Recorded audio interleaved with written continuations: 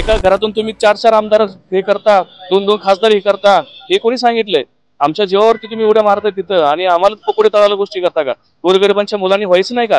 यांनी थुकलेलं चाटायचं का आयुष्यभर यांची चाकरी करायची गोरगरिबांच्या मुलांनी?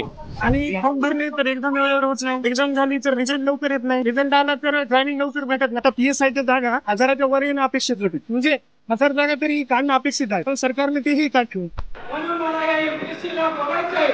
सांग MPSC अजून काय करू, सांग MPSC अजून काय करू, बसवाचं पाय धरू का याची सेवा करू.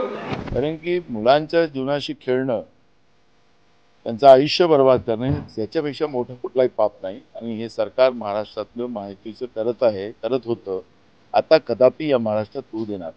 आम्हाला त्या गोष्टीचं नॉलेज आहे, आम्ही त्या पोस्टवरती व्यवस्थित काम करू, आम्हाला आमच्या मेरिटनुसार फक्त नियुक्ती देण्यात यावी, एवढंच माझं म्हणणं आहे. बाकी तर नाना भाऊंनी हा आश्वासन त्यांना दिलं की आम्ही पहिल्या कॅबिनेटमध्ये तुमचे MPSCच्या मुलांचे असो, UPSCच्या मुलांचे असो, हे प्रश्न आम्ही घेऊ. लग्नाचे प्रॉब्लेम आहेत, कोणाचे घरदाराचे प्रॉब्लेम आहेत, मी कर्ज काढलेलं असते, कर्ज घेत, कुणाचं घर घाण आहे, कुणाची जागा घाण आहे. अनेक प्रश्न की ते पास होऊन सुद्धा त्यांना संधी मिळाली नाही. आपण हे सगळं निरूपण करू. झाली त्या सरकारचं चूक झाली, त्यांनी तुम्ही डायरेक्ट भरले, म्हणजे जास्त क्वालिफाईड मुलींना खालच्या जे पद आहेत त्याच्या शिक्षण पात्रतेचे नव्हते, पण तुम्ही सिलेक्ट केलं. अशा सगळ्या ओपन करून ज्यांचे असतील त्यांचे अधिकार त्याला न्याय देण्याची व्यवस्था या महाराष्ट्राकडून. वय मर्यादा वगैरे हा त्याच्यातला भाग ठरणार नाही. ज्याच्या अधिकारातलं असेल जे सिलेक्शन झालं असेल. आता मला असं वाटतं की तुम्ही लोकांनी पैसे दिले नसेल सरकारला म्हणून त्यांनी केलं ते साक्षी बरोबर म्हटलं. तर आपला तो इश्यू नाही आहे. मी मगाशी माझा इतिहास याच्यासाठी सांगतो, तर मी तुमच्यातला आहे, आजही पण तसाच आहे. म्हणजे मी आता 6 वेळ आमदार खासदार झालो म्हणून माझं एका टर्म मध्ये मी माझ्या 10 पिढीचा उद्धार केला आणि एका पिढीचा नाही केला. माझा मुलगा आता इंजिनियर झालाय, तो आता एका कंपनीमध्ये नोकरी करतोय. त्याला मी काही मोठा उद्योग उभा करून नाही दिलेला. आता कंपनीमध्ये तो काम करतो त्याच्या मुंबईच्या. तर मुद्दा असा आहे की माझा मुद्दा एवढाच आहे की माझ्या समाजात, माझ्या राज्यात जी आमची मुलं मुली आहेत या सगळ्यांना न्याय मिळाला पाहिजे हे माझं स्वप्न आहे. शेतकऱ्याला न्याय मिळाला पाहिजे हे माझं स्वप्न आहे. गरिबाला न्याय मिळाला पाहिजे हे स्वप्न.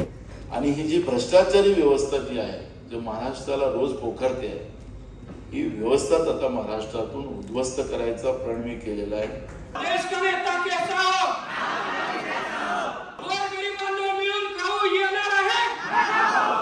मला या MPSCला बघायचंय. सांग MPSC अजून काय करू, सांग MPSC अजून काय करू, बसवाचं पाय धरू का याची सेवा करू. MPSC तुझ्यासाठी दसरा सोडला, MPSC तुझ्यासाठी दसरा सोडला, MPSC तुझ्यासाठी दिवाळी सोडली, नागपंचमीला महिनेला भेटायची शपथ सुद्धा मोडली. वर्षानुवर्ष अभ्यास करण्याच्या नादात महिन्याच्या बापानं महिन्याची गाठ दुसऱ्याशी जोडली. MPSC आमच्या हातून काय चूक घडली. अधिकारी व्हावा पोरगा म्हणून बापानं पुण्याला धाडलं, अधिकारी व्हावा पोरगा म्हणून बापानं पुण्याला धाडलं. आईचं दागदागिने जमिनी गाठ ठेवून सावकाराचं कर्ज सुद्धा काढलं.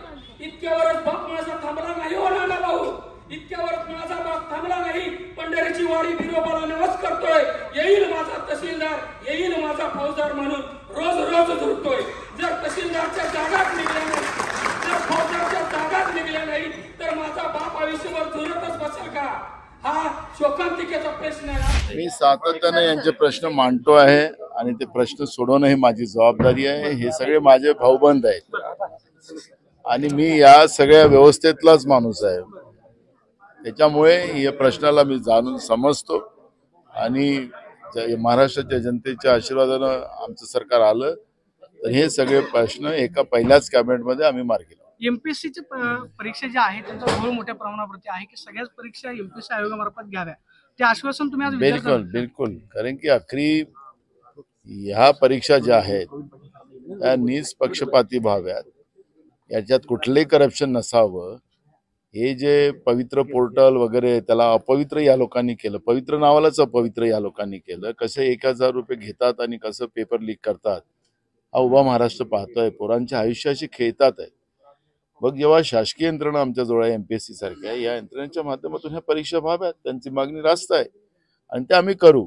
कारण की मुलांच्या जीवनाशी खेळणं, त्यांचं आयुष्य बर्बाद करणे याच्यापेक्षा मोठं कुठलाही पाप नाही. आणि हे सरकार महाराष्ट्रातलं माहितीचं करत होतं, आता कदापि या महाराष्ट्रात होऊ देणार नाही. एमपीएससी विद्यार्थी महाविकास आघाडीच्या पाठीशी उभे राहतील का? आज विद्यार्थ्यांचा बघा, ज्या समस्या पाहायला मिळाल्या, कोणालाही जबरदस्ती आपल्याला करता येत नाही लोकशाहीमध्ये. काही आम्ही हिटलर नाही आहेत. हिटलर ते दिल्लीत आणि महाराष्ट्रात सत्तेमध्ये बसलेले आहेत. आमचं आहे की जनतेने, कारण की हा छत्रपती शिवाजी महाराजांचा महाराष्ट्र आहे आणि हा हुकुमशाहीला कधी घाबरलेला नाही. ही हुकुमशाही व्यवस्था ही तरुण पिढी उतरून लावेल हे तुम्हाला या निवडणुकीमध्ये पाहायला मिळेल. भारतीय जनता पक्षाने रोजगाराचा खूप आमिष दिलं होतं मागच्या निवडणुकीमध्ये. यावेळी तरुण पिढी, जनता तुम्हाला पुढील भावी सीएम म्हणून बघतायत. तर तुम्ही जर सीएम झालेत तर तरुणांसाठी काय मोठं पाऊल उचलाल? बघा, ही एक लोकशाहीची प्रक्रिया आहे. या प्रक्रियेमध्ये आता पहिले आमदार निवडून आणावे लागतात आणि मग सगळ्या आमदारांचे मिळून त्यांचा नेता निवडला जातो. नरेंद्र मोदींनी काय केलं? तसं नाही केलं. ती प्रक्रिया बंद केली. त्यांनी स्वतःलाच आपला नेता जाहीर केला आणि सरळ राष्ट्रपतीकडे गेले. पण काँग्रेस हा लोकशाही पद्धतीने चालणारा पक्ष आहे. त्याच्यामध्ये आमदार निवडून आल्यानंतर आमचे हायकमांड याच्यातले निर्णय घेते. पण तरी सुद्धा मी राज्याचा काँग्रेसचा प्रमुख म्हणून मी ह्याच व्यवस्थेमधला, हे जे मुलांच्या सोबत आज मी बसलेलो होतो, मी ह्याच व्यवस्थेत आजही पण मी एक सामान्य कुटुंबातला आहे अजूनही पण. त्याच्यामुळे यांचं दुःख मला जवळून मला कळतं आणि हे दुःख निराकरण करणं हे माझं दायित्व बनतं आणि मी हे करेल. आणि ती संधी मला महाराष्ट्रात मिळेल हा माझा विश्वास आहे. सर, भारतीय तुम्ही म्हटल्याप्रमाणे जसं मोदींनी भारतीय जनता पक्ष किंवा आधी RSS वर निवडणुका लढल्या जायच्या, आता फक्त मोदी मोदी मोदी आणि हा एकच आपल्याला दिसतो. आणि त्यानंतर जाती आणि धर्माचं जे राजकारण चालू आहे, मुद्द्यांना बाजूला सारून, यावर तुम्हाला काय वाटतं?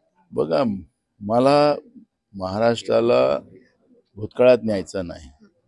मला भविष्यात ठेवायचं आणि वर्तमानात ठेवायचं आहे. कारण की हे भूतकाळात वारंवार नेऊन आमच्या पिढ्यानं पिढ्या गारद करण्याचं काम चालू झालेलं आहे. खोटा इतिहास भूतकाळातला सांगण्याचं पाप करून जनतेमध्ये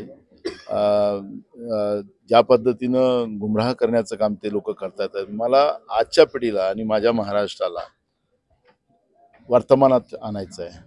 आज काय आणि भविष्य काय, मला याच्यावरच चर्चा करायची आहे. आणि मला माहित आहे की माझ्या महाराष्ट्रातलं भविष्य हे चांगलं राहणार आहे आणि वर्तमानही चांगलं राहणार आहे. पुढच्या महिन्यात जेव्हा एक नवीन सरकार या महाराष्ट्रात येईल, ती सरकार जनतेच्या आशीर्वादाने महाविकास आघाडीची येणार आणि महाराष्ट्र छत्रपती शिवाजी महाराजांच्या अपेक्षेप्रमाणे निश्चितपणे पुढे जाणार. सर, जसा विश्वास तुम्ही दाखवला की दुसरं सरकार येणार, महाविकास आघाडीचं सरकार येणार, किती आमदार येतील असं तुम्हाला वाटतं? 200च्या पार. 200च्या पार. महाराष्ट्र का सीएम कैसे हो? नाना भाऊ तुम आगे बढ़ो.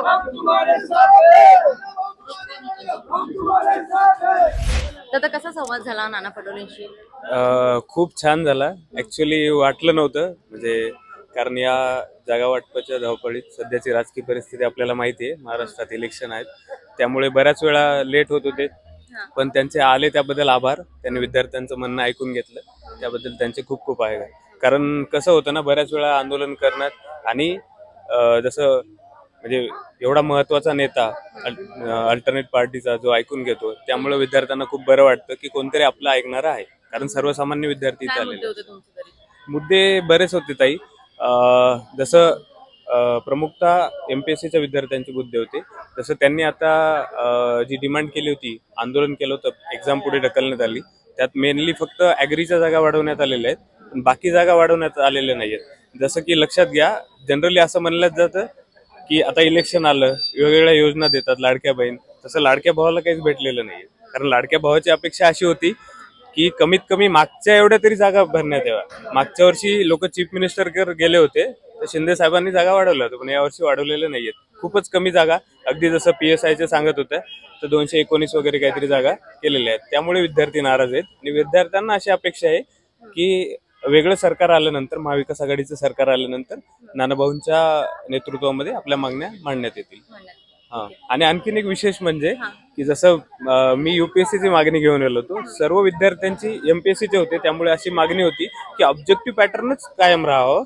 आणि आता आयोगानं 2023 मध्ये असं नोटिफिकेशन जारी केलं की आपण डिस्क्रिप्टिव्ह पॅटर्न, वर्णात्मक पॅटर्न लागू करणार आहोत, लगेच 2023 पासूनच लागू करणार आहोत असं सांगण्यात आलं होतं. पण तो पुढे ढकलण्यात आला, विद्यार्थ्यांनी आंदोलन केली आणि आयोगाने असं डिसाईड केलं 2025. आज आयोगाच्या वेबसाईटवर जाऊन बघा, त्यांनी सिलेबस वगैरे सगळं दिलेलं आहे.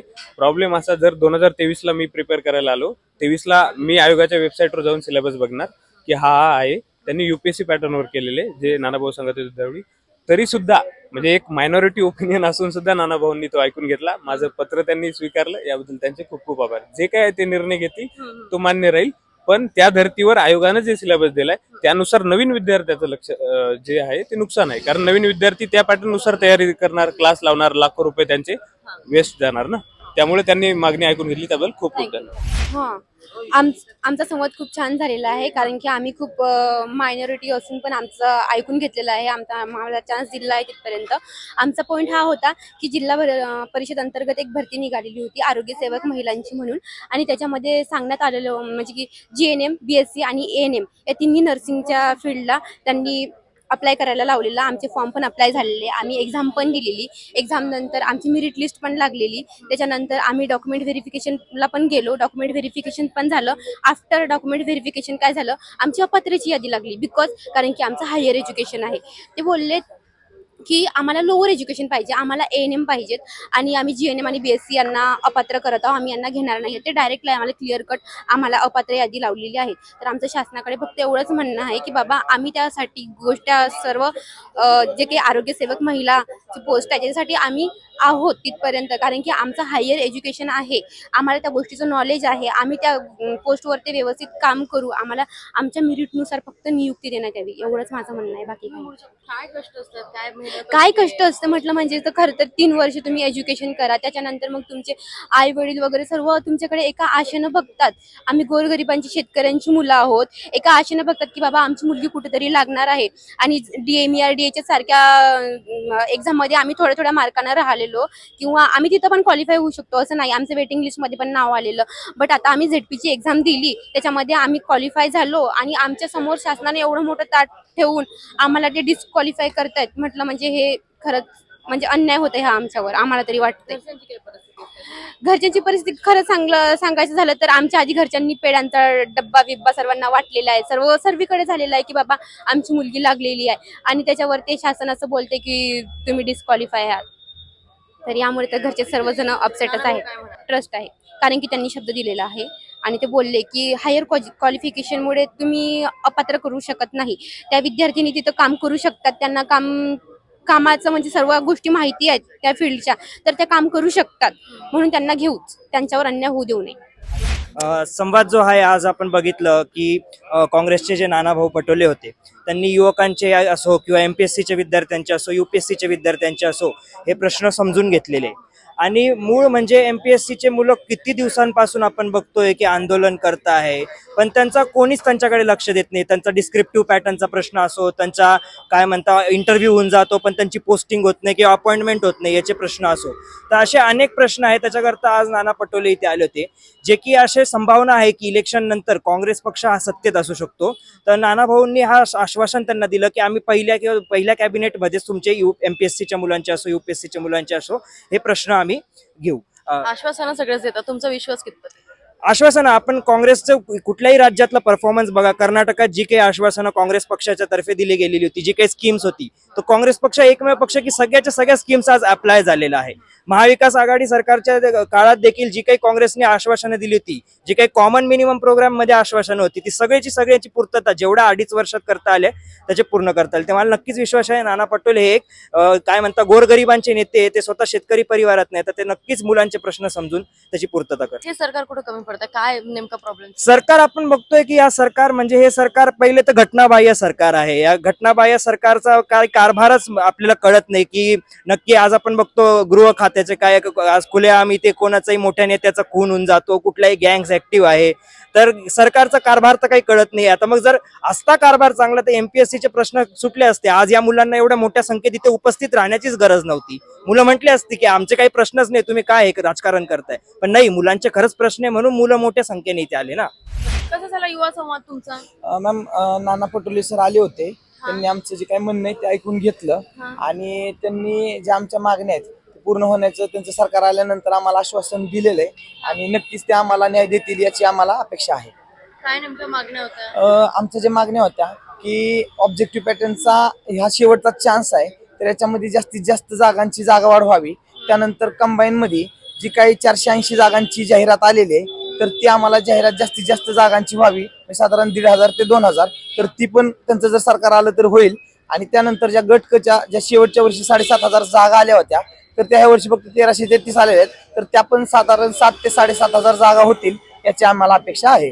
बीजेपी सरकार नेमकं कुठं कमी पडतंय? बीजेपी सरकार मॅडम काय करते माहितीये की वेळेवर जाहिरात काढत नाहीये, जाहिरात काढली तर वेळेवर परीक्षा घेत नाहीये, परीक्षा जर वेळेवर घेतली तर वेळेवर निकाल लावत नाहीये आणि निकाल जर वेळेवर लावले तर नियुक्ती आम्हाला वेळेवर देत नाही. याच्यामध्ये काय होतंय की विद्यार्थी आणि पालक यांचे भयानक हाल होत आहेत, कारण या विद्यार्थ्यांची पालकांची आर्थिक परिस्थिती बेताची आहे आणि इथं पुण्यात राहायचं म्हणलं तर महिन्याला 10,000 खर्च येतो, तो आणणार कुठून? आणि जर बघितलं तर आता कंबाईनची परीक्षा जी 12 महिन्यानंतर जाहिरात यायला पाहिजे होती तर साधारण ती 22 महिन्यानंतर आलेले, म्हणजे 10 महिने उशिरा आलेले. मग 1 महिना जर राहायचं म्हणलं तर 10,000 विद्यार्थ्याचा खर्च होतो, तर मग 10 महिन्यांचा खर्च म्हणजे 10,000 गुणले 10,000 केले तर 1 लाख रुपये सरकार आम्हाला भरपाई देणार का? याबद्दल विद्यार्थी चिंतेत आहेत.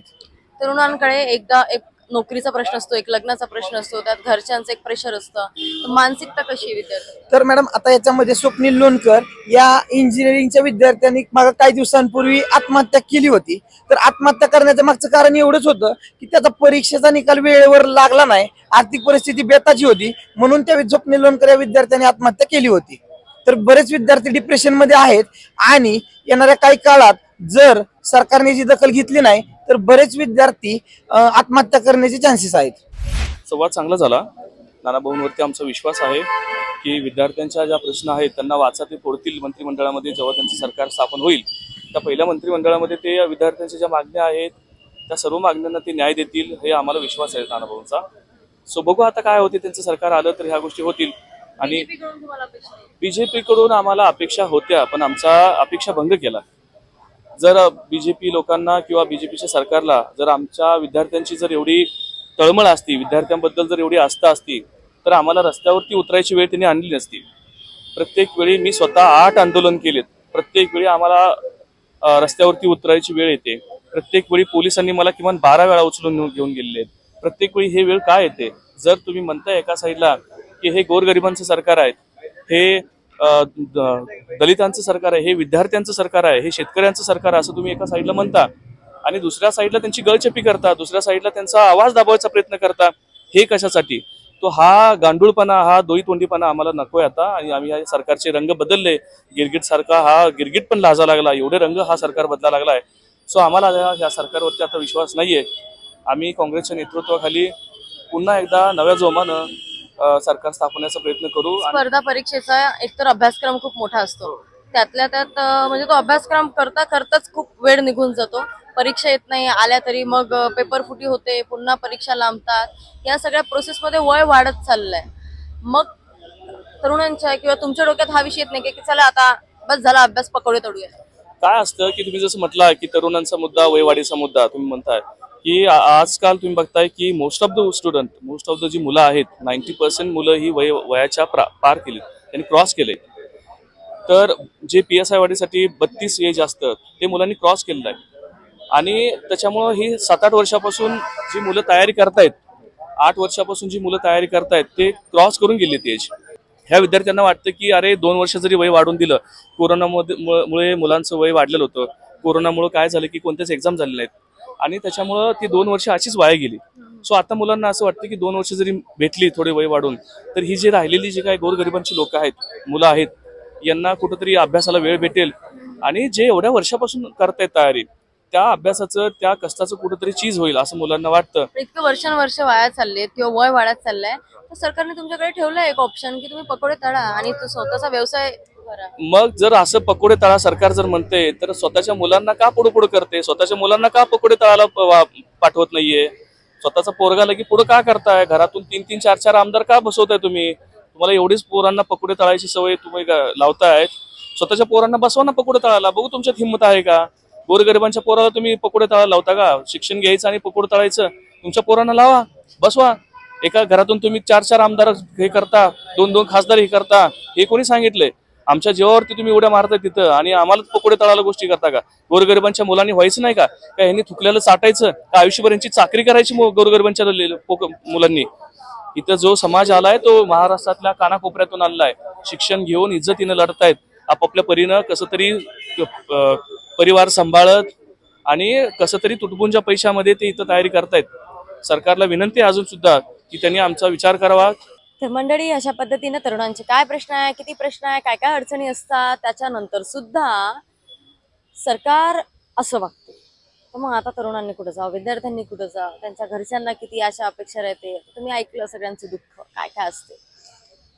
आमच्या गावाखेड्यातून लय, अमरावतीतून लय लोक येतात बाबा पुण्यात, आणि अख्खा कर्वेनगर, सदाशिवपेठ हे जर तुम्ही पाहिलं तर क्लासेस करायसाठी अख्खा विदर्भानं भरलेला आहे. नोकऱ्या पाहिल्या तर काहीच नाही, जागा पाहिल्या तर काहीच नाही. त्याच्यात ते जागा आल्या तरी मग हे असे इतके सारे प्रॉब्लेम. अशात कराव काय? ठीक आहे, पण एवढ्या सगळ्या याच्यात नानाभाऊ पटोले यांना निदान वेळ भेटला विद्यार्थ्यांसाठी, त्यांच्या अडचणी ऐकून घेण्यासाठी. आता भविष्यात ते काय करतील, काय नाही करतील, अंमलबजावणी होईल नाही होईल हे तर त्याच्या हातात आहे म्हणा, पाहू. पण तरी असं वाटते की लय विचार करून मतदान करायला पाहिजे. कुठला नेता, कुठलं सरकार आपल्या कोणत्या कोणत्या गोष्टींसाठी, कोणत्या कोणत्या प्रश्नांसाठी काम करणार आहे. तर काही जाती धर्माचं पाहून तुम्ही मतदान करू नका यावेळेस. भाई बम विचार करून मतदान करा. लय सिरियस प्रॉब्लेम सुरू आहेत सध्या, ते थोडंसं डोक्यात घ्या. आणि कसा वाटला आजचा व्हिडिओ, तुम्हाला काय वाटते, तुमचे प्रश्न काय आहे, विद्यार्थ्यांसाठी कसं आहे हे सरकार की दुसरं पाहिजे आहे काय, हे सगळं थोडंसं कमेंट बॉक्समध्ये सांगा. आणि नवीन व्हिडिओ पहा, लाईक करा, शेअर करा, नवीन कोणी असेल तर सबस्क्राईब करा. धन्यवाद. चला.